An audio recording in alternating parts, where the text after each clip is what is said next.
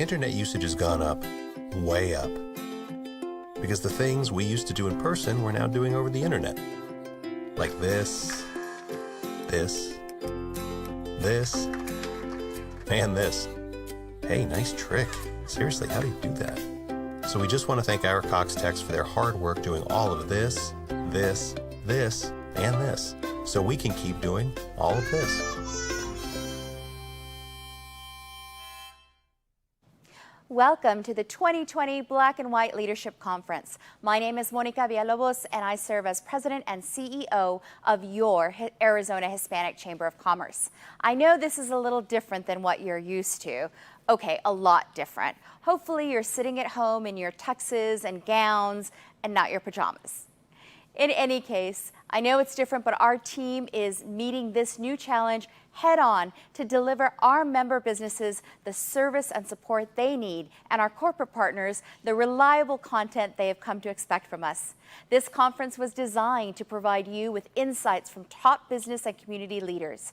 We're focusing on diversity and inclusion, not because it's the latest buzz phrase, but because these really great leaders have been practicing it and making it part of their organization's DNA for a long time. We will explore D&I in big and small businesses, in supplier diversity and employee resource groups, as well as on board governance to understand the impact of purposeful leadership. You will meet our 5 honorees that will enjoy 2 years of recognition thanks to COVID. And we hope to celebrate with them and you in person next year on May 8th, when we pray it will be safe to resume the gala at the Arizona Grand. So save the date to have a night around the world celebrating all cultures. Today, we hope you will let the world know that you are enjoying this conference by posting, tweeting, gramming, snapping, and tagging all about what you see and hear. I totally encourage selfies with you and your screen, especially if you've ordered from one of our member restaurants. Our handle is @AZHCC and #BWLeadership. We want this to be interactive whenever possible, so please submit questions for our guests in your YouTube chat. If YouTube does happen to go down, because we're expecting quite a few attendees, don't worry, give us a couple of minutes and we'll get right back online. Also, we have several prizes to give away. You must be online during the entire show to win. Prizes include a Cox Communications Work From Home Technology Package, 2 tickets to the Black and White Ball next year, vouchers for Southwest Airlines, and 4 annual passes to the Desert Botanical Garden. So don't step away or you'll miss prize time.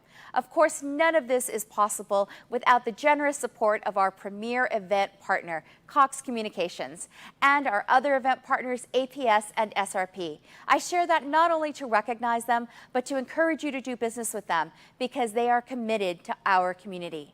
Now, please welcome the chairman of our board, Miguel Bravo. Thank you, Monica. I am grateful for your leadership. Welcome, everyone. I am Miguel Bravo, chairman of the board of the Arizona Hispanic Chamber of Commerce. And this morning I am joined by fellow board members participating in today's event to display their support for our community, our mission, and our chamber family. Welcome to our virtual 2020 Black and White Leadership Conference. We have an excellent program for you today. We will be paying tribute to 5 exemplary individuals and organizations that have positively contributed to the economic prosperity of our state, continuing a proud chamber tradition dating back to the 1950s. The success of our honorees is connected to purpose, compassion, community, and action. Their spirit of service and collaboration and foresight have made our community a better place. They are known for being first to volunteer to take on the tough issues long before they're asked. In sharing their stories and unique perspective on the power of diversity and inclusion, we inspire the next generation of leaders. And I know they will challenge our thinking about what each and every one of us can do to open more doors of opportunity. Simply put, communities that are more inclusive are better placed to recover from the shocks of any crisis. A big thank you to Cox Communications, our presenting sponsor for today's program. Cox has been a reliable and long-standing partner of our chamber and our community. In these difficult times, Cox has played a major role in advancing our digital economy, empowering businesses and communities, keeping us connected, and working to narrow the digital divide through Connect to Compete and other efforts.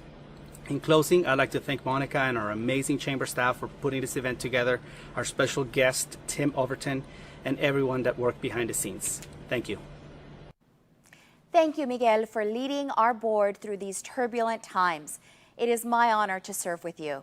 And now, please welcome Julio Herrera, National Spanish Sales and Retention Director of Cox Communications, also responsible for those wonderful boxing matches we get to watch at the Black and White Ball.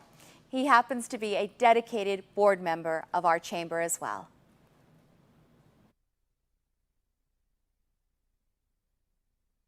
Good morning, buenos dias. I'm Julio Herrera with Cox Communication and a proud board member for the Arizona Hispanic Chamber of Commerce. Cox Communication is proud to serve as presenting sponsors for today's Black and White Awards Leadership Conference. Although we're not going to get dressed up in our tuxedos and gowns, we appreciate the Hispanic Chamber continuing the tradition of honoring important leaders in our community through the Black and White Awards program. We want to congratulate today's honorees, Sharon, David, Maria, Omar, and AAA Arizona. Muchas felicidades. Congratulations. We look forward to hearing more from you today as you share your experiences in leadership, inclusion, and diversity.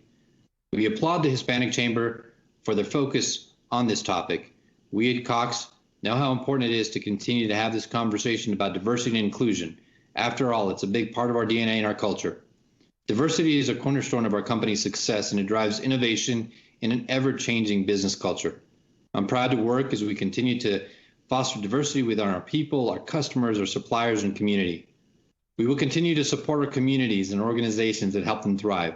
We engage and strengthen communities through partnerships, volunteer service, and corporate social responsibility.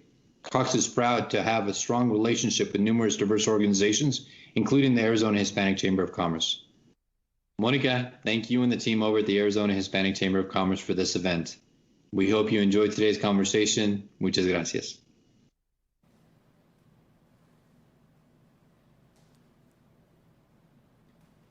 Thank you, Julio. We appreciate our continued partnership with Cox Communications. Now, please turn your attention to the next video from Governor Doug Ducey. This is Governor Doug Ducey saying hello and good morning to everyone at the Arizona Hispanic Chamber of Commerce Leadership Conference. During Hispanic Heritage Month, Arizona is proud to celebrate the diversity of our state and its leaders. Leaders like today's awardees. Each of you have shown your communities what it means to innovate and persevere through the most challenging of times. Today's recognition is well-deserved. Thank you to Cox Communications for sponsoring today's event, and a very special thanks to Monica Villalobos and everyone at the Arizona Hispanic Chamber. Throughout 2020, you've proven again and again what we've always known. A diverse Arizona is a strong Arizona. And with your continued leadership, I'm confident that Arizona will emerge from 2020 stronger than ever. Congratulations once again to this year's awardees. Muchas gracias, and God bless. Thank you to the governor and his staff for working with us for a better Arizona. Mayor Kate Gallego also has a special announcement. I'm Phoenix Mayor Kate Gallego, and I'm honored to join you today for the Hispanic Chamber of Commerce's Black and White Ball Leadership Conference. It definitely took me less time to get ready this year than in previous years. But one thing that stays the same is we are celebrating strong leadership in our community. Congratulations to the award winners. We recognize trailblazers, people who have built this community and who have positioned us for the future. I also want to recognize the Arizona Hispanic Chamber, Monica, and your entire team for being strong partners at a time when your community needed you. The City of Phoenix has put together grant programs for our small businesses to help them get through COVID, to invest in safety precautions, and to make sure that they can plan ahead for the future. The Hispanic Chamber of Commerce has been such an amazing partner in outreach, in making sure we know and meet the needs of our community. Monica and I have even had the opportunity to get out in the community and visit one of today's award winners, see the beloved employees at Tortas Paquimi who are so proud of Omar today. So Monica, thank you for all the Chamber and your board of directors has been doing during this difficult time. Phoenix is going to come out stronger and smarter, and we know our partnership will only increase. This also gives me an opportunity to recognize the economic contributions, cultural contributions, and leadership of our entire Hispanic community. As mayor, I have the privilege of proclaiming citywide celebrations, and today I want to ask all of the people of Phoenix to join me in celebrating Hispanic Heritage Month. We have much to be proud of and much work to do. Congratulations, have a great conference. We are very grateful for this proclamation, Mayor Gallego. Thank you so much for your leadership in the city of Phoenix. Let's turn to our special guest and subject matter expert, Tim Overton, attorney at Dickinson Wright and diversity consultant. Thank you, Tim, for being here with us today and sharing your expertise. Thank you, Monica. What an honor it is to be here with you and the great organization to talk about the very important principles of diversity and inclusion. Thank you so much. Tim, you've been a wonderful source of information for us on the topic of diversity and inclusion, and we really want to set the context for our audience. We know that in 2005, only about 20% of Fortune 500 companies had any kind of diversity officers. Fast forward to 2019, and 47% of S&P 500 index companies have chief diversity officers. What do you think is the reason for that? Yeah, what a great question. Many of these companies are realizing the great power and benefits of diversity and inclusion. So Verna Myers, a great diversity and inclusion leader, has said that diversity is like inviting people to a party and inclusion is like asking them to dance. You see that difference is that so many, we will see diversity really spread out in a lot of companies, but those who really benefit, they're inviting everyone to dance and participate. And I'd even add one more to that, and that's belonging. When someone feels like they belong, we ask them to teach us how to dance. And as we all dance together, many of these companies are seeing the great benefits from diversity, inclusion, and belonging. That's great. That's wonderful to understand how that works. In your mind, what is successful diversity inclusion integrated into the DNA of a company look like? What does that success look like, whether it's a big business or a small business? Absolutely. So one of the key parts of diversity and inclusion is that the leadership participates in it and participates authentically, that they're able to talk the talk, to walk the walk, that everyone in the organization knows, well, this is not just a box that's being checked. This is not just, well, it's good for PR because D&I is the hot topic right now. But to know that a company really believes it within the DNA, like you mentioned, and that's going to be in its policies, it's going to be in its procedures, it's going to be in who is utilized and where. And that's often evident in the leaders, both in personally participating, but also in being willing to put the financial backing behind successful diversity, inclusion, and belonging. And you have some wonderful examples. You and I have had this conversation about diversity and inclusion, and you've got some wonderful examples in some different industries of how they embed diversity and inclusion in their practices. Oh, absolutely. Thank you for that. So many people may have heard of the NFL's Rooney Rule, for example. And so that rule says for every head coaching vacancy in the National Football League, you have to interview at least 30% minorities before you fill that head coaching spot. We have a similar rule that many law firms and corporations have adopted in the legal field, which is called the Mansfield Rule.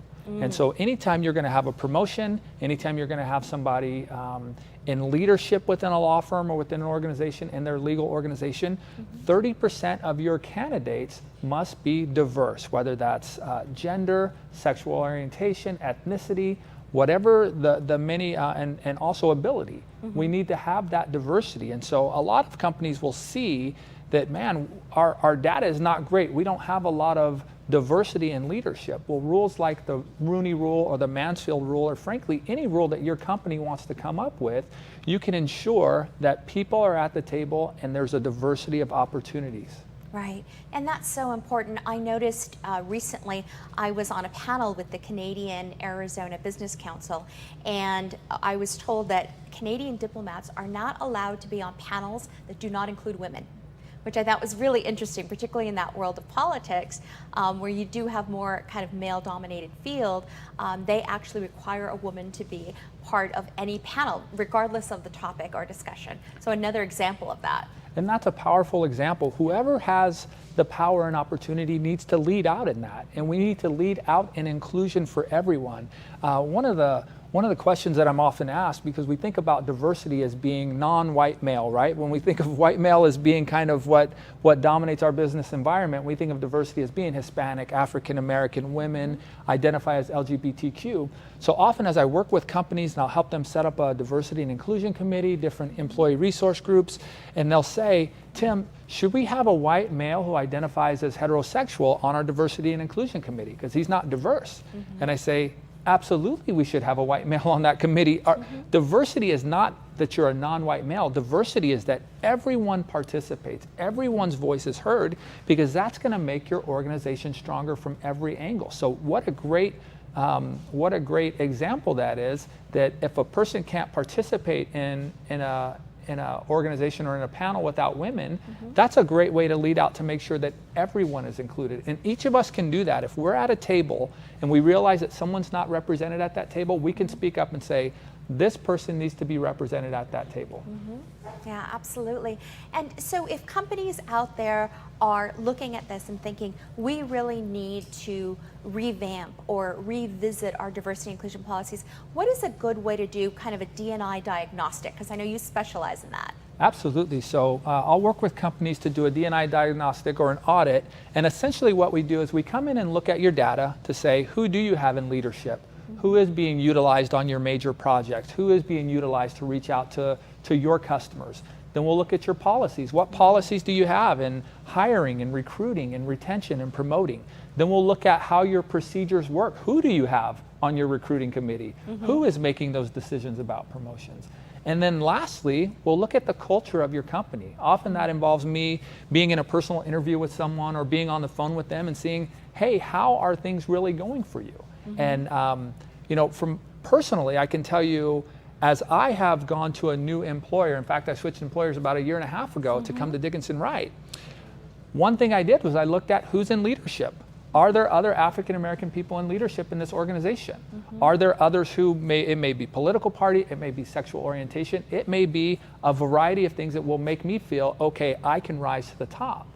And if there aren't people in those leadership positions, I'm going to have concerns. Another thing that I did, and this will identify the culture, is I immediately called some people that I saw that identified as diverse. And I said, so what are the opportunities for African American attorneys in this company? What are our chances for growth? And you'll see it with women candidates, and you'll see it with a lot of other people who may say, do I belong here? And as companies can help them belong, then we can see their full potential and benefit as a company.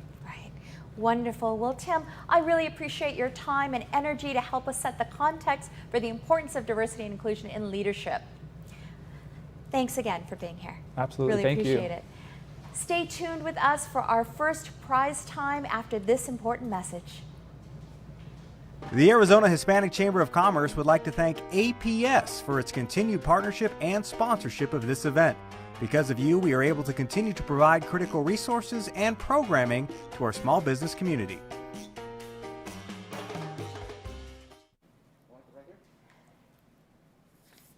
And now it's prize time. Our lucky winner is Rachel Galvez, and you have won 4 annual memberships to the Desert Botanical Gardens. You will be contacted by one of our staff members about how to collect your prize. And now, to introduce our first awardee, Corporation of the Year. AAA has been a long-standing partner, and I find that they always come from a place of yes to make all things possible, even after I've locked my keys in my car for the 3rd time this month. Representing AAA is Tiger Lapida, Regional Vice President of the Grand Canyon Territory and Executive Sponsor for the Business Resource Group Excel, Excellence in Cultural Engagement and Leadership. And the Grand Canyon region is host to the Business Resource Group Unidos. Congratulations, Tiger. Thank you very much. Thank you. We really appreciate you being here with us. We know that one of the ways that companies can engage the diversity and inclusion within their organization is through employee resource groups. We know that 90% of Fortune 500 companies have some kind of employee resource groups within their organization. How does a global brand like AAA integrate and lead in diversity and inclusion? It's a great question. Thank you. Global brands like AAA are first and foremost in the people business, and our currency is trust. And this means that we have not just an opportunity, but an obligation to deepen relationships with all of our stakeholders, the employees and our communities, the largest among them. And ultimately, it must start at the top, and diversity and inclusion needs to be measured and managed like any other KPI throughout the organization. And probably most importantly, it must be celebrated, and it should be recognized as a point of pride throughout the company. Also, it just doesn't hurt that it makes great business sense. That's wonderful, Tiger. Thank you so much. In what ways does D&I kind of penetrate all of your business lines, whether it's insurance, travel, or roadside? I really notice that whenever I interact with AAA, I get that same great service and that pride in the company. How are you able to integrate that diversity and inclusion across all those lines of business? For me, this is probably one of the most exciting aspects of the AAA culture, because it directly impacts our ability to attract and retain amazing talent in all of our business lines. In order to authentically connect with our members, it's so important that we reflect our communities. And fortunately for our organization, we're allowed to be specialists, but we're challenged to be generalists. And what this means is that we will actively and continuously seek to hire and promote team members throughout the organization that will champion this cause for inclusion. That's great. And did you find at AAA that your D&I practices sort of evolved or changed over time? Oh, absolutely. And I'm sure they will continue to evolve. And I think historically speaking, there were a lot of topics that were considered off limits in the workplace. And a lot of those topics were dealing directly with diversity. So as it evolved, diversity and inclusion began more as an organic movement that was supported by the organization. But then a sea change occurs when the organization drives the effort, and it becomes a cornerstone of the culture. So actions that have evolved over time, mentioned earlier in a statistic was we have a full-time diversity and inclusion officer. We've enacted policies that govern our recruiting and hiring of senior leadership positions. We also have mandatory training. I think something that's very important is we have employee engagement surveys that solicit the perceptions of our diversity and inclusion actions and efforts. Wonderful. Thank you so much, Tiger. We also have an audience question from Kathy Rosales, and she's asking, how diverse is your management team? I know you touched on that just a little bit in the last question, but if you can maybe expand upon the diversity in management. I often get the question, I'll have maybe financial services companies that will call and they'll say, hey, we have 25 teller positions open and we'd like you to help us fill those. And my response is always, I'm happy to do that, but why don't you ever call me when there's a vice president position, right? Why don't you ever call me when there's a position in management? That is really involved in that promotion from within. But roughly 33% of our senior leadership team and approximately 40% of our line management is made up from a diverse workforce. It also helps that 25% of our board is from a diversity group as well. Great, fantastic. Thank you so much, Tiger. I would encourage everyone to check out our Employee Resource Group Best Practices White Paper to learn more about how to leverage your ERGs. Again, thank you, Tiger, so much for sharing your organizational culture with us, and congratulations. Thank you. And now we promised you leadership in action. So let's turn our attention to small businesses. Arizona is a small business state. We have about 500,000 small businesses in Arizona. And between 2007 and 2012, while all other businesses only grew 2%, minority-owned businesses grew 60%, Hispanic businesses grew 70%, and Hispanic women-owned businesses grew 116% in Arizona. The fact is that if you are doing business in Arizona, you are a Hispanic business, whether you know it or not. I had an opportunity to interview Entrepreneur of the Year Omar Alvarez earlier this week. Let's see what he had to say. We're here with successful businessman Omar Alvarez, owner and founder of Tortas Paquime. Omar, congratulations on being our Entrepreneur of the Year for the Arizona Hispanic Chamber of Commerce Black and White Ball and Business Awards. This is a little different, but we want to congratulate you all the same. Well, thank you. Thank you, Monica. I want to start by saying thank you, Monica. Thank you to your board. Thank you to everybody involved in the Chamber for everything you do for the community, starting with this ball, which I've attended many times. It's awesome. To Datos and everything you do throughout the year, which is totally amazing. I am honored, humbled, and to be the Entrepreneur of the Year for the Arizona Hispanic Chamber of Commerce. So thank you again. Thank you. The honor's all ours. Let's jump right into some questions. We're talking about leadership and diversity and inclusion. As the owner and founder of a small business, how do you integrate leadership and management and a path for that in your business? It's a four-step process. We start on day one. Day one, in our orientation, we make them aware and we let them know that nobody is too big or too small in our company to accomplish whatever goal they have in mind. We push them to do so. We encourage them to set their goals high, and it could be within the company or outside the company, but in any way that we can help them, we're going to do so. We then take them to a training on a one-on-one process. We make them feel at home and as a family, which is really crucial for our concept, and I believe any concept you feel comfortable, you're gonna exceed your goals. And then last, and you push them. You push them as far as you can. You help them. You teach them. You guide them so they go on that path for leadership. You encourage their further education so they either grow within the company or go elsewhere and accomplish their goals. Then you recognize them.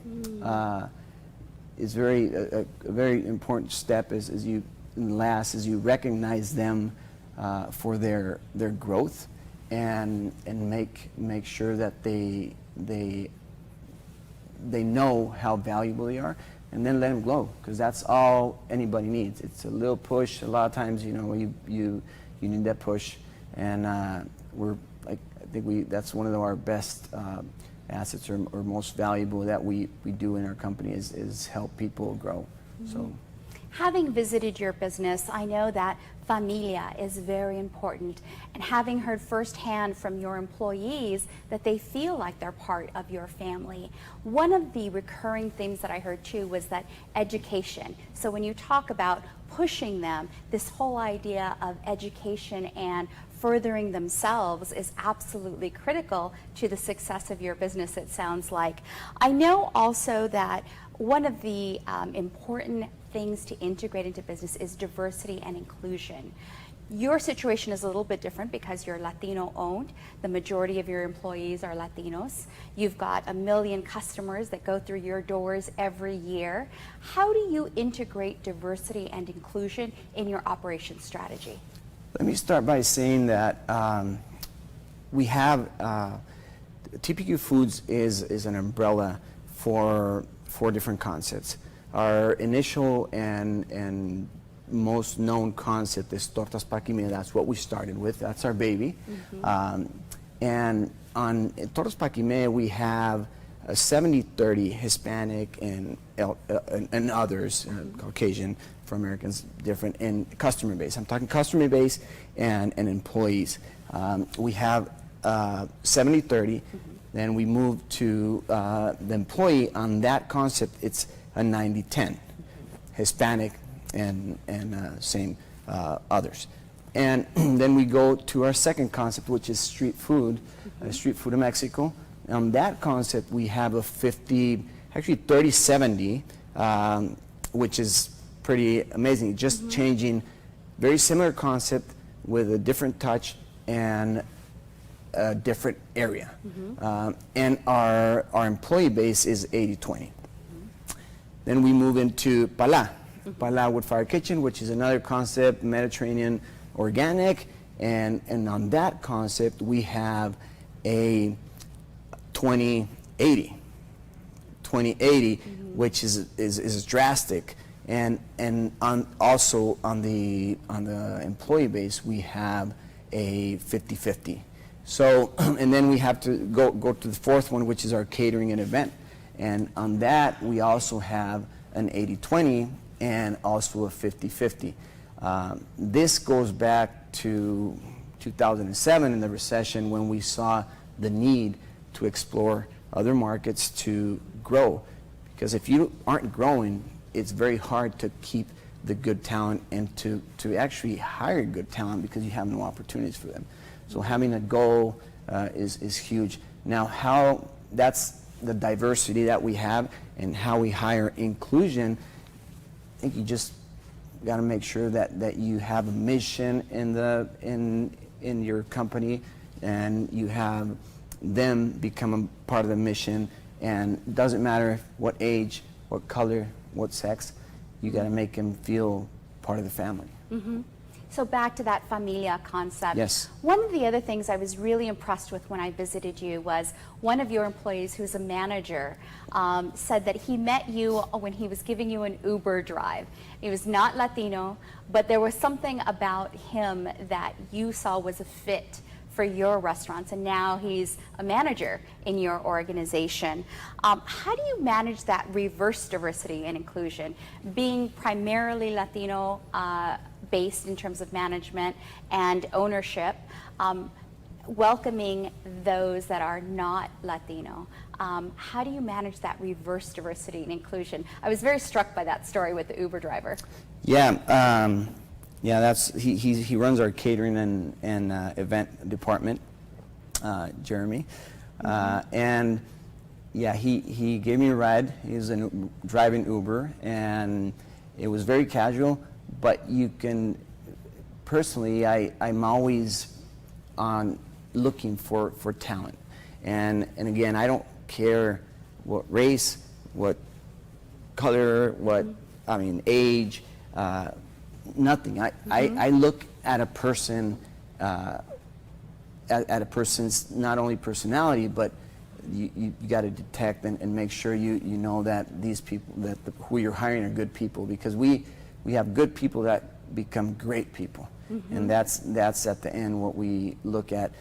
Why Jeremy became a manager is because he came in the company, and I saw his drive. He wanted to become part of the team, and he actually was the one reaching out to me, and I said, okay, he wants to work with a family, and we're more than welcome to have good people. He came in, he grew on his own, as anybody else does, but once he came in, he saw what we were as a company, and he's still there, and he's a great asset for us. Yeah, so it really sounds like you're looking for core competencies, not necessarily that they are Latino because you're a Latino-owned business or a Latino-managed business. It really is about the core competencies and what they can bring to your organization. Can you tell me a little bit more about what else do you look for in your hiring practices? When you meet an individual, what are those key characteristics that you're looking for? It depends on what you're hiring for, obviously, but I can tell you that the main characteristic that we look at is that they're good human beings. Anything else can be learned. If they're good human beings and they want to excel and they want an opportunity, we will give them an opportunity. Obviously, I mean, I can tell you that it's not 100%. It's not 100% bad on that, but it is very important, and it helps our rotation. It helps our core team to succeed, because if you hire good people, they eventually become good managers or good employees, and that's our main goal. Obviously, not taking apart their education, and again, it depends on what you're hiring for. But a lot of the first tier level that we hire could be 16-year-old kids and 17-year-old kids, and we want to learn about their families. We want to make sure that the manager where they're working has that one-to-one relationship and establishes that relationship with them when they come in, because that depends a lot on how long they're going to be part of their team. In our industry, rotation is huge, and for us, I think we do a pretty good job on keeping our people. We have people that worked with us for 18 years, and a lot of them that worked over 10 and so far. So that talks a lot about our hiring process. The managers first do the interview, then they go to the office and they have a second interview. It doesn't matter if they're going in for applying for a management or applying in for an office or executive position. They still do that same process, and we making sure that they're special. I think these are great lessons for all small businesses in Arizona that are looking to build a path of leadership for their employees. Again, thank you for your contributions not only to the Hispanic Chamber, but also to our Arizona's economy. And congratulations on being this year's Black and White Ball and Business Awards Entrepreneur of the Year. Thank you, Monica, and thanks to all. Together, we're protecting what matters most: our home, our community, our way of life, the people we care about, and the future we're building. Through technology, innovation, and commitment, we're safeguarding water today and planning for tomorrow, so we can all have the water we need for generations to come. Learn how to do your part at srpnet.com/water. It's prize time again, and out of the hundreds of folks watching this program, John Troglia, you are the lucky winner of 2 Black and White Ball tickets to next year's gala, a $700 value. I look forward to meeting you there. Our next awardee is the second woman in the U.S. to be named a Chief Nuclear Officer. She is Maria Lacal of APS. Aside from being Chief Nuclear Officer, as if that wasn't enough, she is also an Executive Vice President. She basically runs Palo Verde Nuclear Plant. Most people don't know that Palo Verde Nuclear Plant is the nation's largest source of clean air energy. They employ about 2,500. They purchase over 130 million from 1,200 diverse vendors for an overall economic impact of $2 billion. Congratulations, Maria, on being named our Woman of the Year. Thank you so much, Monica, and thank you to the Arizona Hispanic Chamber of Commerce for this incredible honor. You know, if you would have told me when I graduated from the University of Miami a long time ago that, at that time there were very few women in the School of Engineering, that I would be one day the Chief Nuclear Officer of the Palo Verde Generating Station, I would say you were crazy. Well, it's amazing work that you're doing. I, for one, feel much safer that you're at the helm there. And so thank you so much for all of the work you do. You know, you bring such a diverse background and experience to your role as a Chief Nuclear Officer. How do you draw on that to champion a diverse and inclusive workplace? So, yo, una mujer hispana, nacida en Puerto Rico y que creció en el sur de la Florida, in Miami. Now I have the privilege of serving as the only female chief nuclear officer in the United States, as you mentioned. And while that's incredibly humbling and something I'm super proud of, it's really not anything I dwell on. Because when I think of my favorite accomplishments and the proudest moments in my career, I see the teams of amazing people that I've had the privilege to work with and a bunch of wonderful mentors that have guided me along the way. You know, nuclear plants are pretty darn big and very complex machines, but they are operated by some of the smartest, well-trained, and very dedicated professionals you'll ever meet. So we typically work in teams of people with diverse specialties, diverse perspectives, experiences, and backgrounds. The culture that we've created at Palo Verde and at APS is one that really values diverse, multi-generational teamwork, because as you all mentioned earlier, diversity and inclusion without a doubt yields a huge benefit. And at Palo Verde, we serve by producing clean energy to about 4 million people across the Southwest. That includes Arizona, Texas, New Mexico, and California. Clearly, the communities we serve are rich in diversity. You mentioned that at the beginning, Monica. As a diverse individual myself, having had so many opportunities to stretch and learn and grow as a leader, I firmly believe that we must continuously focus on making our workforce equally diverse and provide stretch opportunities for our highly capable employees. So I think it's about taking intentional steps to achieve this. Short-term steps like targeting recruiting and a significant investment in succession planning, really with an eye for a more diverse leadership team like you all talked about earlier. But really we're focused also on long-term steps like investing in K through 12 education, career and technical education, and STEM activities, focusing on girls in our diverse communities. We've got a number of employee engagement or affinity groups like you all talked about this morning. These affinity groups represent a broad range of diverse backgrounds and interests. And these groups enable our employees to really feel included and engaged in the company and in the communities that we serve. They help us to leverage our existing diversity and also to grow it. So for example, I'm the executive sponsor for our Women in Nuclear group. It's one of the largest and most active chapters in the American nuclear industry. This engagement group promotes the advancement of our female colleagues through professional development and growth. It leads community outreach activities to show young girls and Hispanics, like the Aguila Youth Leadership Institute and many others, that there's a place for them in STEM programs. No matter what job I've had during my career, nothing really motivates me more and is rewarding to me than to be part of an empowered team. One that really seeks and embraces diverse perspectives, challenges each other, and comes together cross-organizationally to tackle issues. So I find it tremendously rewarding to create an environment where people feel a sense of belonging, like you talked about, and really diverse teams that thrive together.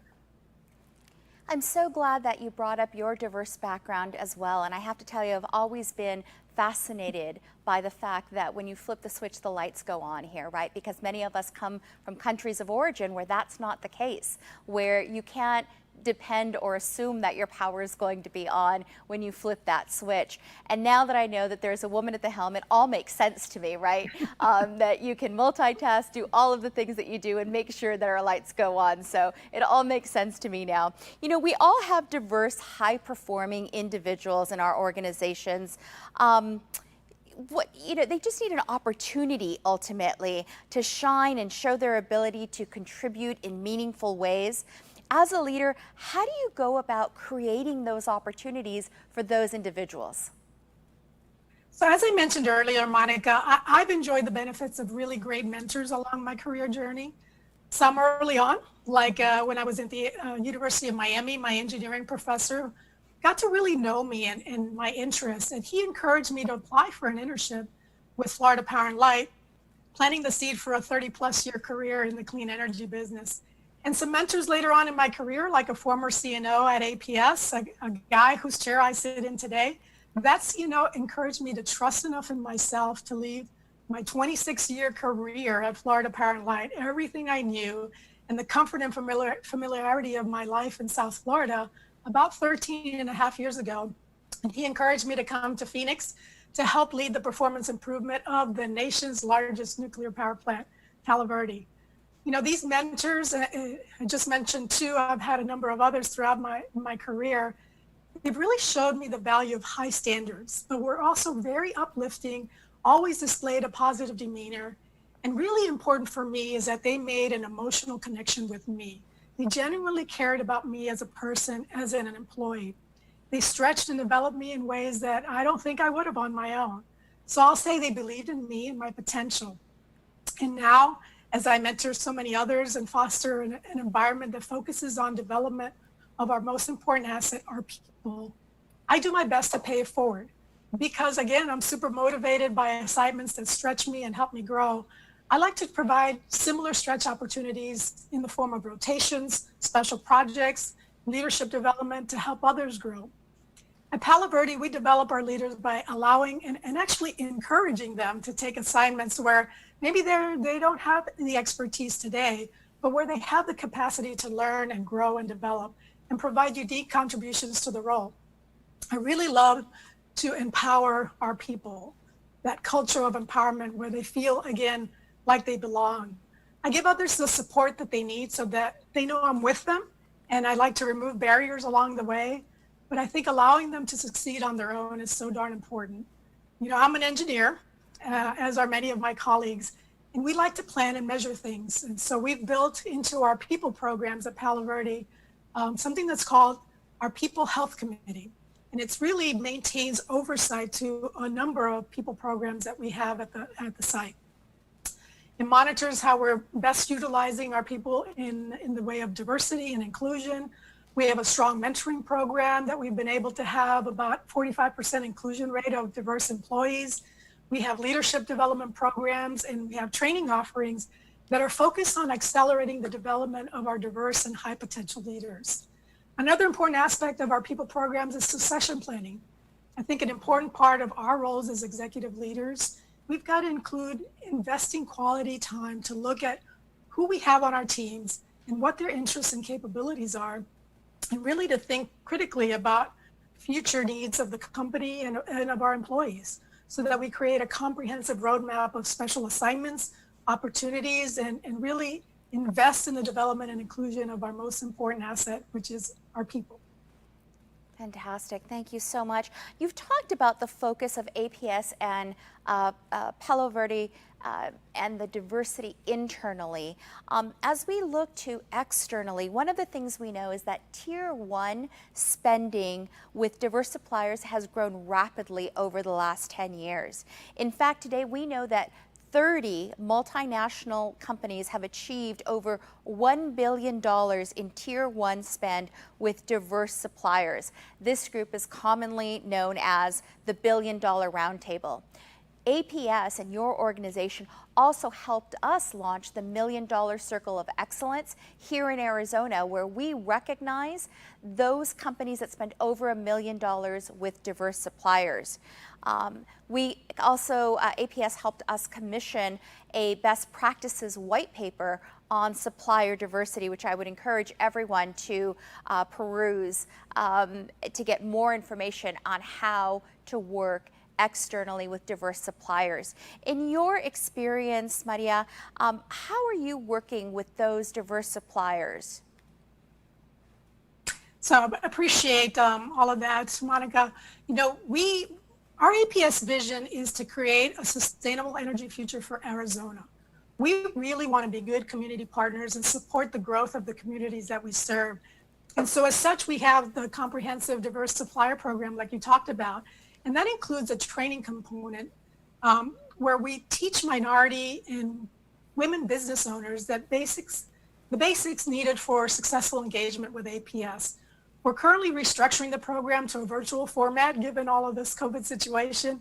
And so we expect to roll this out with a new class to commence in 2021.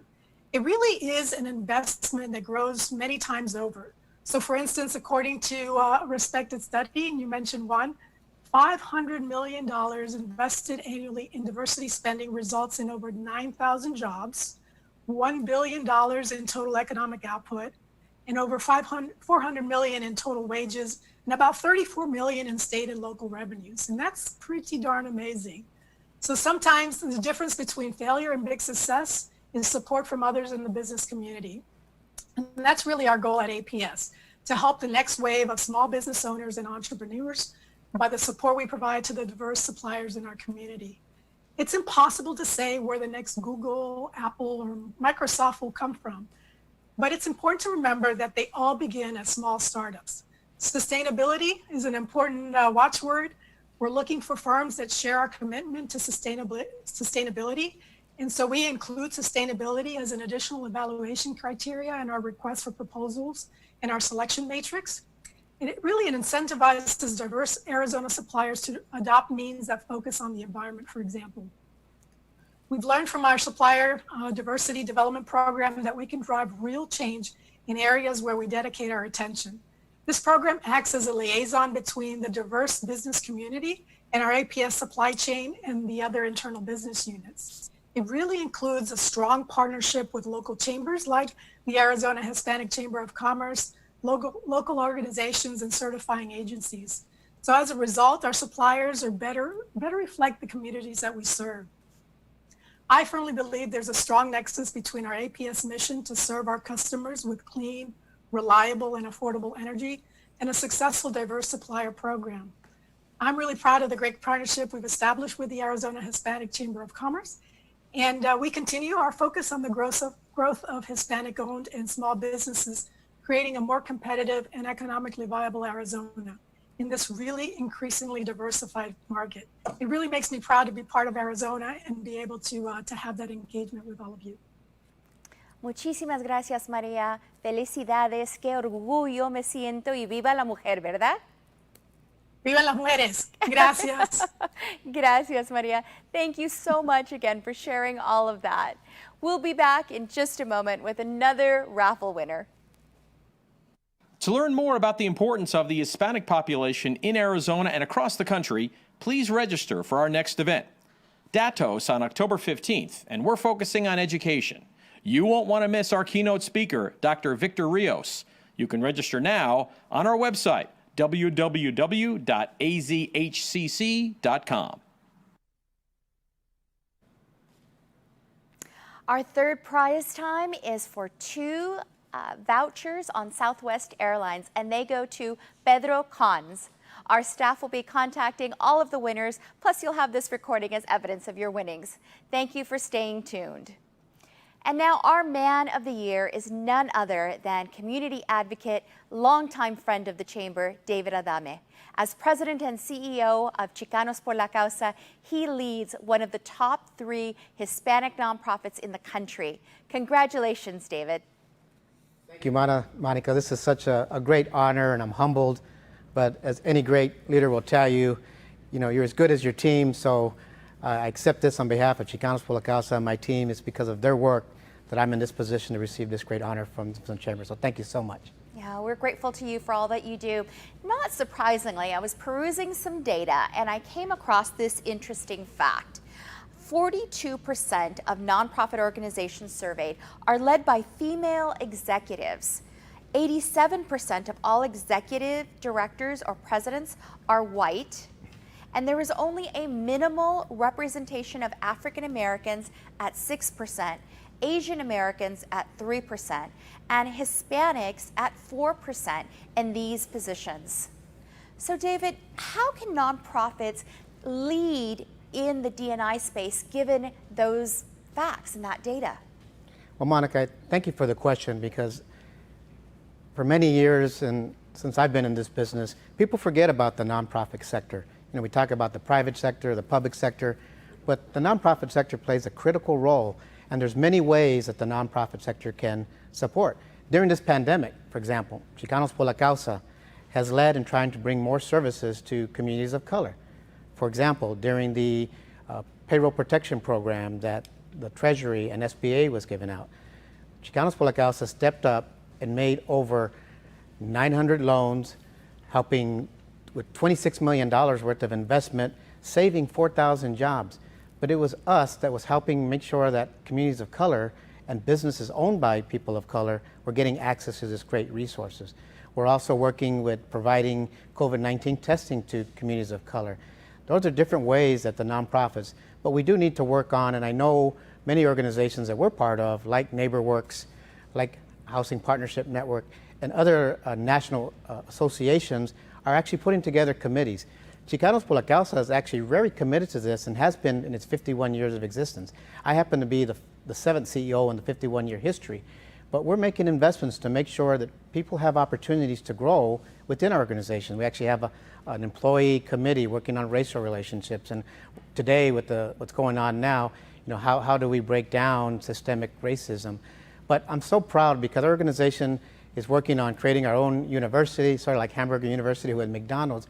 But recently, I'm so proud, we've had 2 of my leaders in my group get CEO jobs. Magda Verdugo down in Tucson, Arizona, is now the president and CEO of the YWCA of Tucson.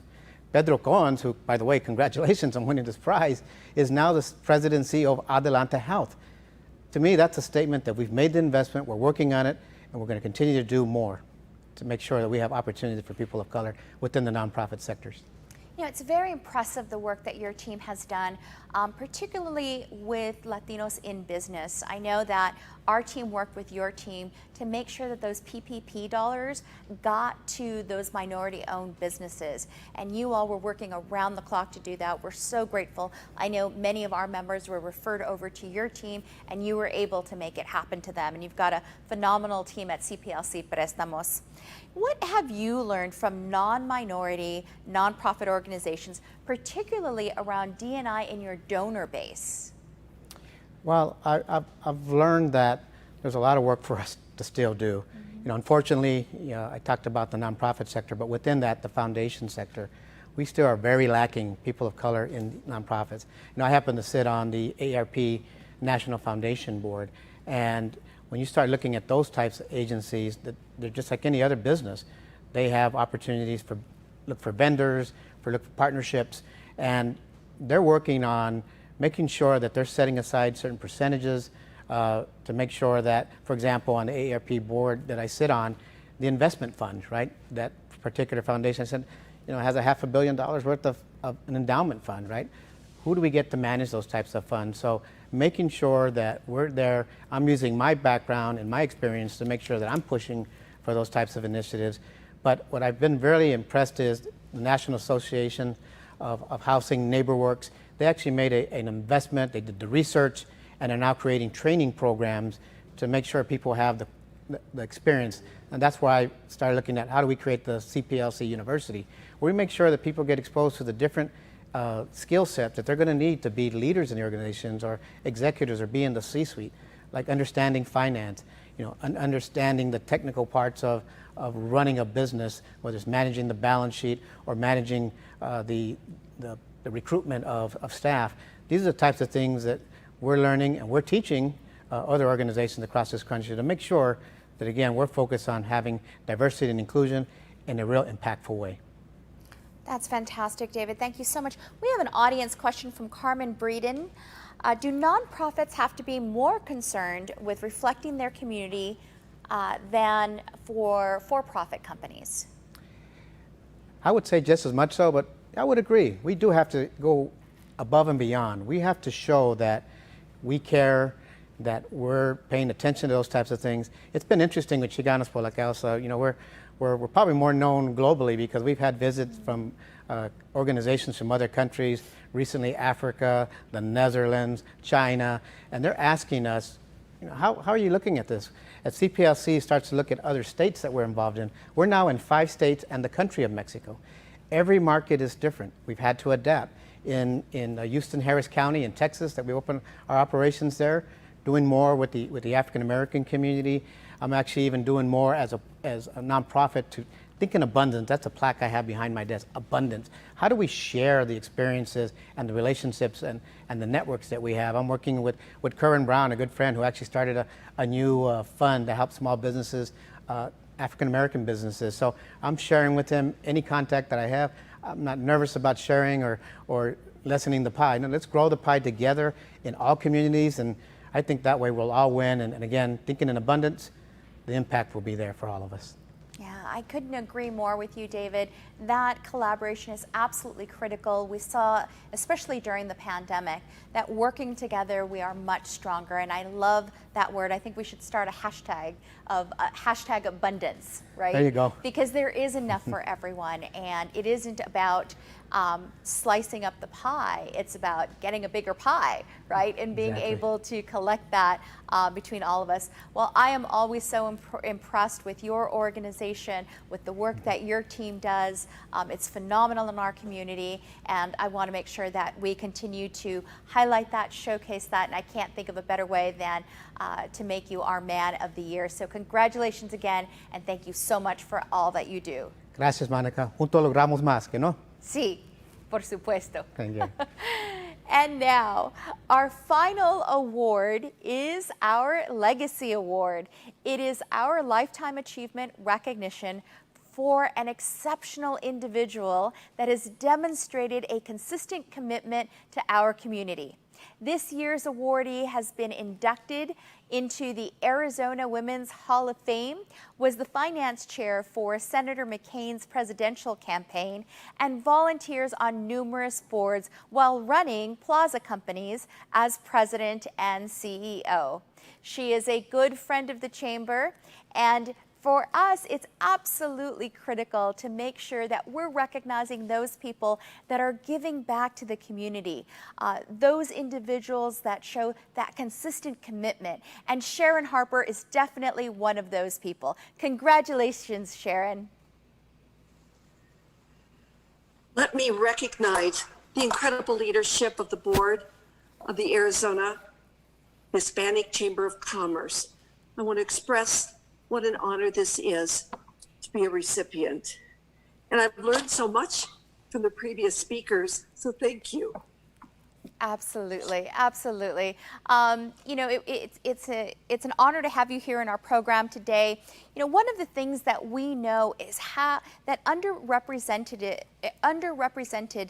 ethnic and racial groups make up 40% of the U.S. population, but just 12.5% of board of directors, and that's up from 10% in 2015.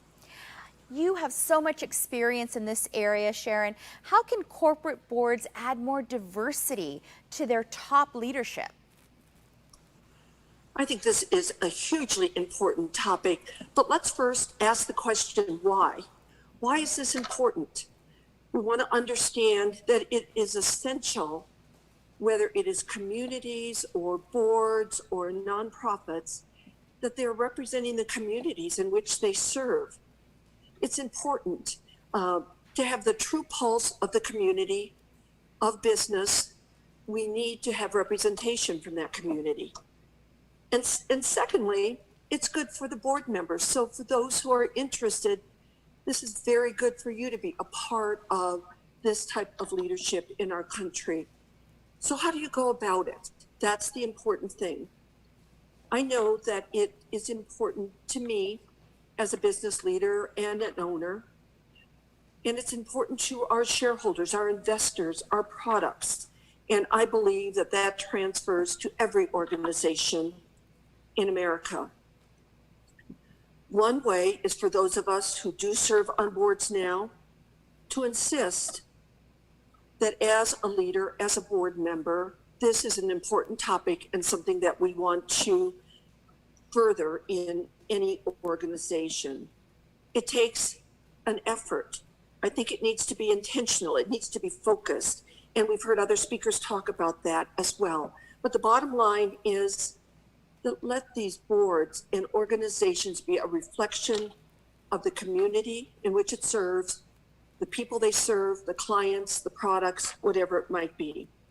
There is a lot of potential for all of us to do such a better job. And I will talk a little bit later about some organizations that I think are really hitting it. Wonderful. Thank you so much. And you know, sometimes, particularly in communities of color, we wonder, why don't we see ourselves reflected on these boards? And part of the answer is, how are we preparing ourselves? So for someone who has been on so many impressive boards, so many important boards, what can we do as women and minority candidates to prepare ourselves for these roles? Well, Monica, that's the question, because it is all of us who have to make it happen. Let me just start with a quote from President Abraham Lincoln. The best way to predict the future is to create it. That's what we're going to talk about now. How do we do it? What can we do? First of all, we have to set goals. We have to start. And by starting, it doesn't always, and it almost never means you start at the top. But step up for opportunities in the community. Start where you can. Invest your time, invest your energy. There's so many opportunities. The cities, nonprofits, committees, school boards, campaigns, initiatives, volunteer, step up, get engaged, meet people, share your abilities to make an impact. Because I can promise you that everything you do will open a new opportunity. It will start a new relationship. It will help a cause. You can do that. You'll have the confidence to do that, and that's how you move forward. So again, civic opportunities, there are so many. Nonprofits, public-private boards, arts and culture, healthcare, other nonprofits. Get prepared, know the subject, work hard, be persistent and stay focused. And one last thing, fail along the way, because failure is that great opportunity to pick it up, learn from an experience, and do it better next time. That's wonderful advice, Sharon. I know I always like to say the path to success is paved by failure. And, you know, when I'm talking to youth in our community, I always say, fail a lot, and they have no idea what I'm talking about. But it's kind of this process of elimination where we fail to get to, you know, the right answer until we, you know, fail correctly, and that becomes our success. So it's really, really important. In what ways do you think can diversity and inclusion make boards more effective? Well, I think it's so significant. This topic is so significant because what we can do by improving leadership in organizations, on boards, in our community, is that then the true pulse of a business or the true pulse of a community is represented. And that's the recipe for success. It's the perspective and the advice that is so valuable in making decisions in a business or a civic organization. I personally want to be on boards that have a focus that represent the people that that board serves, the people of our community. It draws on everyone there to create value, to improve an organization. Let me share a couple of examples here in our community and in areas where I think there's such great improvement. One is an organization called the Greater Phoenix Leadership. It represents 126 company CEOs and almost 1 million workers or employees in our community here in Maricopa County. On the membership, 33% are women, 25 people of color, 4 LGBT. But on the board itself, the executive board, 50% are women and people of color. But I think GPL has realized that is not enough, because now we want to step forward in that organization to do what we can in the 126 companies that are part of the membership, so that they are intentionally leading this way, creating these racial equity programs that do educate and engage and advocate for this. This can be a leadership pivot in our community, and all of our organizations working together could make Arizona really a leader. Let's ensure a racial and gender equity lens on whatever it is that the board is trying to do. whether it's across the portfolio of policy, whether it's a business initiative, whether it's criminal justice, education, economic development, it all comes into play. Another quick example is Creighton University, the 147-year-old Jesuit university from Omaha, Nebraska, who is making an enormous commitment here in Arizona to build a large healthcare sciences campus in Midtown Phoenix. Immediately, the president of Creighton wanted to reach out to put together an advisory board of Phoenix leaders who would best represent the community of Phoenix. Let me just share that 50% of those members are people of color or women. And there's more to come because this inclusion factor is who we are as a community. ASU is another. Their very charter represents this equality. These are important leadership situations because it's through these leadership programs that we can now educate big businesses, smaller businesses, set examples, and really move this forward. Great, wonderful, Sharon. And we know that Creighton University is a wonderful, strong partner of the Arizona Hispanic Chamber of Commerce as well. So thank you for sharing that example. I do have one quick audience question from Robert Barrera. What advice would you give someone seeking a position on a corporate board? Well, first of all, you have to be ready to do it, but you have to let people know you want to do it as well. I know that my experience is I hear from someone who is interested. I do everything I can to make the connections, but you have to be ready for it. You want to be engaged. Like I said earlier, step up, prove yourself, prove who you are, prove it to others as well. Work hard. I'd say work harder. Let people know, build up your resume, and let your colleagues know what you're interested in. And don't ever be afraid to fail. Don't be afraid to be rejected. That's how it happens. It's happened to me so many times, and that's how you get better at everything. Really, it's the secret to success in any regard, working hard. I often say that you're lucky because you've worked hard to find the luck. Fail and learn, be loyal, be persistent, always a baseline of integrity, and be confident. Prove that you can do it, and it will build up your confidence as well. Those are wonderful suggestions. Sharon, again, it is our honor to have you not only in our community, but as our Legacy Award winner. And I want to thank you so much from everyone at the Arizona Hispanic Chamber of Commerce and our community for your leadership. Thank you so much.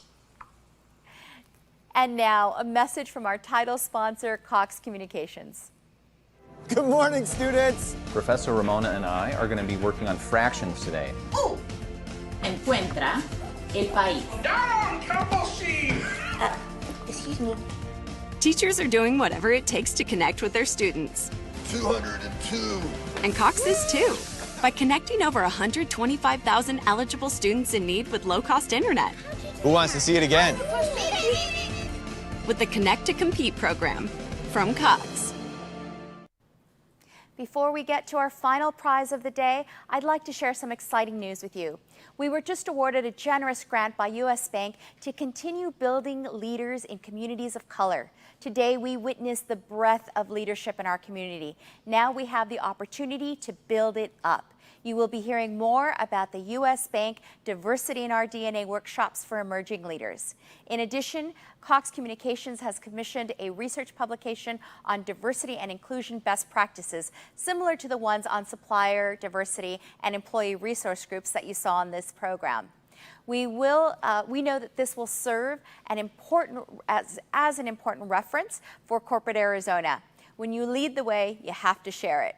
A heartfelt thank you to both companies for your belief in our work. For more on diversity and inclusion, please download the Social Television Network app and check out the Community Collaborative's webinar series on diversity and inclusion. These are important conversations to have in our organizations.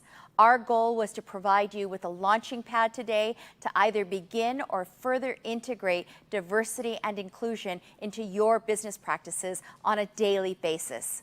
Whether it is D&I in big and small businesses, supplier diversity and employee resource groups, or on board governance, belonging makes for successful organizations. And one thing we can all do to belong and have a voice is to vote. Please exercise that privilege for a better future. To learn more about the importance of the Hispanic population in Arizona and across the country, please register for our next event, Datos, on October 15th. We will be focusing on education. You won't want to miss our keynote speaker, Dr. Victor Rios. You can register now on our website at www.azhcc.com. And now for our grand prize, courtesy of Cox Communications, we have a work-from-home technology package that includes an Apple Watch, Beats by Dr. Dre wireless noise-canceling headphones, 2 pairs of Quay Blue light-blocking glasses, a halo light, and more. The lucky winner is Kim Mandel. One of our Arizona Hispanic Chamber staff members will contact you to make arrangements to get you your prize. Special thanks again to our title sponsor, Cox Communications, and our other event partners, APS and SRP, who believed that we could execute this event with excellence. Also, thanks to our amazing staff, especially Elizabeth Flores, our events manager. They just make it all happen, regardless of the challenges. And nothing but gratitude to our hosts here at Social Television Network and our event planner, Judy Yates. But most of all, thank all of you for taking time out of your day to learn how we can be better at diversity and inclusion. Hasta la próxima.